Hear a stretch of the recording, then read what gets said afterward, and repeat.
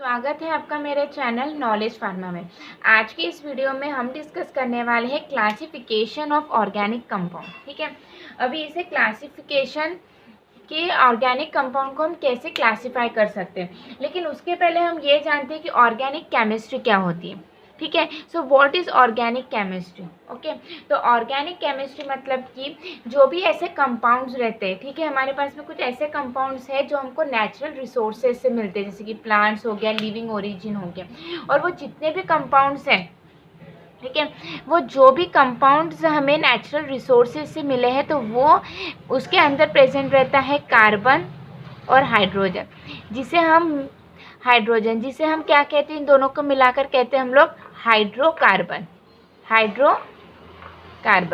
ठीक है, तो ऐसे कंपाउंड्स मतलब कि जैसे कार्बन हो गया, और कार्बन क्या करता है, हाइड्रोजन के साथ में अपना बॉन्ड बनाता है।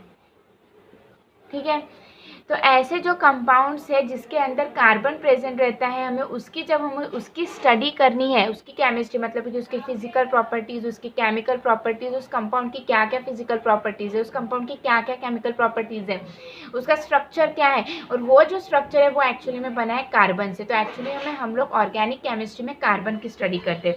सो इसकी डेफिनेशन कैसी रहेंगी, इसकी डेफिनेशन ऐसी रहेंगी कि organic chemistry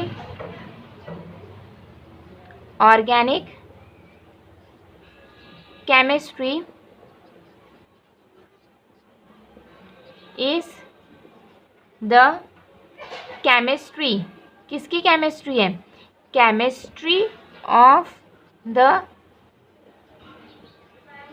compound of carbon. ठीक है, तो ये हो गया हमारे पास में ऑर्गेनिक केमिस्ट्री। अब इसके बाद में हम ये जानते हैं कि हमें क्लासीफाई कैसे करना है। अब ऑर्गेनिक कंपाउंड जो है हम उसे किस तरह क्लासीफाई कर सकते हैं, तो हम उसे क्लासीफाई करते हैं on the basis of skeleton of carbon के स्केलेटन के बेसिस पे हम क्या करते हैं, उसे क्लासीफाई करते हैं। तो जैसे हमारे पास में हो गया ऑर्गेनिक कंपाउंड, ठीक है, यह है ऑर्गेनिक कंपाउंड है। तो सबसे पहले ऑर्गेनिक कंपाउंड को क्लासीफाई किया है दो हिस्सों में। ठीक है, अभी हमें बहुत सारे स्ट्रक्चर्स हम लोगों को केमिस्ट्री के बुक में कभी हमें ऐसे देखने के लिए मिलते हैं। ठीक है, कभी हमें ऐसे स्ट्रक्चर्स देखने के लिए मिलते हैं, कभी हमें रिंग फॉर्म में देखने के लिए मिलते हैं। ठीक है, तो इसे हम कैसे क्लासिफाई करेंगे। ठीक है, तो ये जो स्ट्रक्चर है, ये जो दिख रहा है वो कैसे ओपन है। ठीक है, ये जो कार्बन एटम जो लिंक है वो कैसे ओपन है, खुले हैं। ठीक है, तो इसे हम क्या कहेंगे, ये जो चेन खुली है इसलिए हम लोग इसे क्या कहेंगे, इसे कहते हैं हम लोग ओपन चेन। और इसमें कोई भी साइकिल नहीं प्रेजेंट है इसलिए हम इसे कहते हैं असाइक्लिक कंपाउंड। क्या कहते हैं, असाइक्लिक कंपाउंड। ठीक है, लेकिन जब हमें कोई भी रिंग देखने के लिए मिलती है या फिर हमें कोई साइकिल देखने के लिए मिलती है, तो ये कैसे कार्बन जो है वो कैसे क्लोज्ड है, इसलिए इसे कहते हैं हम लोग क्लोज चेन। क्या कहेंगे, क्लोज चेन कहेंगे। और इसी के साथ में इसे क्या कहते हैं, ये साइक्लिक फॉर्म में प्रेजेंट है, तो इसीलिए हम लोग इसे क्या कहते हैं, साइक्लिक कंपाउंड। क्या कहते हैं, साइक्लिक कंपाउंड। तो ऑर्गेनिक जो कंपाउंड है उसको दो हिस्सों में हम लोगों ने डिवाइड किया, सबसे पहले ओपन चेन और असाइक्लिक कंपाउंड, और क्लोज चेन और साइक्लिक कंपाउंड। ठीक है, इसके बाद में हम लोग डिटेल में देखते हैं कि ओपन चेन और असाइक्लिक कंपाउंड क्या है। ठीक है, तो ओपन चेन और असाइक्लिक कंपाउंड के बारे में हम लोग डिटेल में देखते हैं। तो ओपन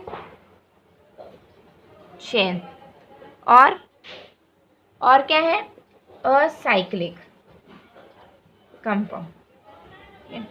इसे क्लासिफाई किया गया है और इसे फर्दर डिवाइड किया गया है दो पार्ट्स में। ठीक है, अब जब कभी भी हमें कभी भी क्या होता है कि अगर हमें ऐसी स्ट्रक्चर देखने के लिए मिले, ये ओपन तो है लेकिन कार्बन और कार्बन के बीच में सिर्फ सिंगल बॉन्ड प्रेजेंट है। जब कभी भी कार्बन और कार्बन के बीच में सिंगल बॉन्ड प्रेजेंट रहता है तो उसे हम कहते हैं सैचुरेटेड कंपाउंड।